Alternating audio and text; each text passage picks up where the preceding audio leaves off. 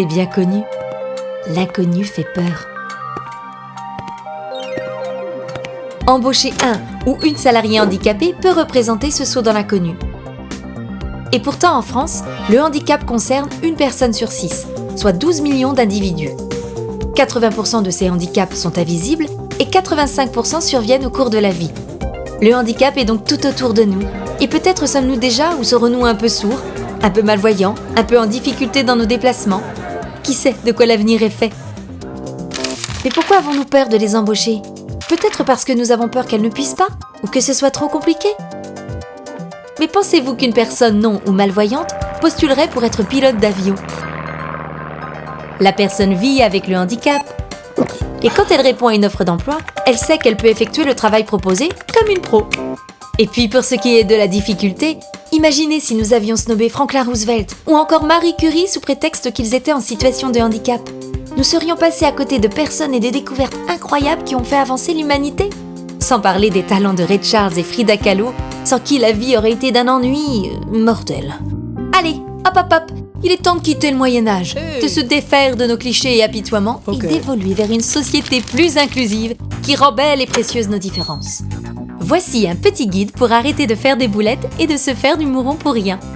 Pour quitter vos a priori sur le mot handicap et pour se rendre compte de certaines absurdités, nous allons le remplacer par le mot lunettes. Imaginez donc que vous avez un entretien d'embauche avec une personne portant des lunettes. Il semble évident que vous n'allez pas mentionner que l'emploi est réservé aux personnes qui n'ont pas de lunettes. Cherche personne. Super forme, abdos, six-pack, alimentation saine, De même, vous n'allez pas attendre du candidat de mentionner le port de ses lunettes quand il postulera. Malgré mes compétences pour le poste, je tiens à vous informer que je porte des lunettes. Pendant l'entretien, il ne vous viendra pas l'idée de demander au candidat « Depuis combien de temps portez-vous ces lunettes? Les portez-vous en dormant? Comment les nettoyez-vous? Pourquoi avez-vous choisi cette couleur ?» Bien entendu, vous n'allez pas lui interdire le poste ni réduire ses droits et son salaire sous prétexte qu'il ou elle porte des lunettes.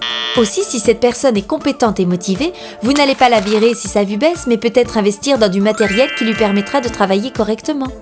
Sauf si, bien sûr, elle est déclarée inapte par la médecine du travail.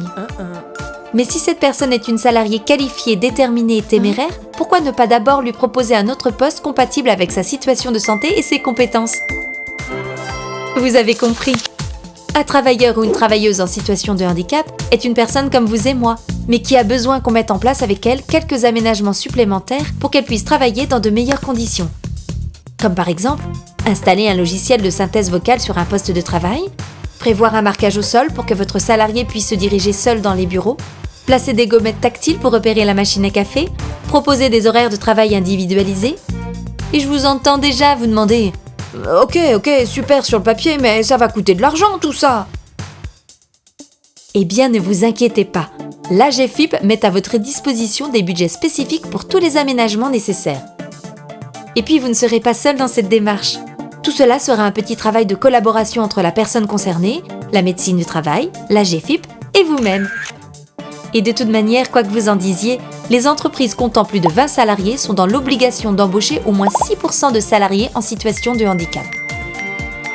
Ce dispositif est l'obligation d'emploi de travailleurs handicapés, OETH. Mais est-ce qu'on pourrait le voir autrement que comme une contrainte? La contrainte n'est-elle pas de se couper bêtement de potentiels excellents salariés? On a tous et toutes des petites choses qui nous démarquent les uns des autres. Et c'est cela qui fait la beauté de la vie. Bon sang de bonsoir. Oups, excusez mon emportement. Bon, je vous laisse méditer sur tout cela en écoutant un CD best-of de Ray Charles. En attendant, vous pouvez vous rapprocher de l'association Droit Pluriel pour toute question sur vos droits et devoirs. Rien de mieux qu'une réponse en droit pour éloigner soucis et préjugés. Libère mon cœur.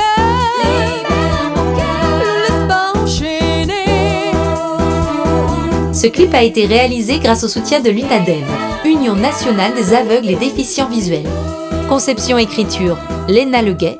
Direction artistique et motion design, Isaline Moulin. Composition musicale, sound design et voix off, Bénédicte Pellerin.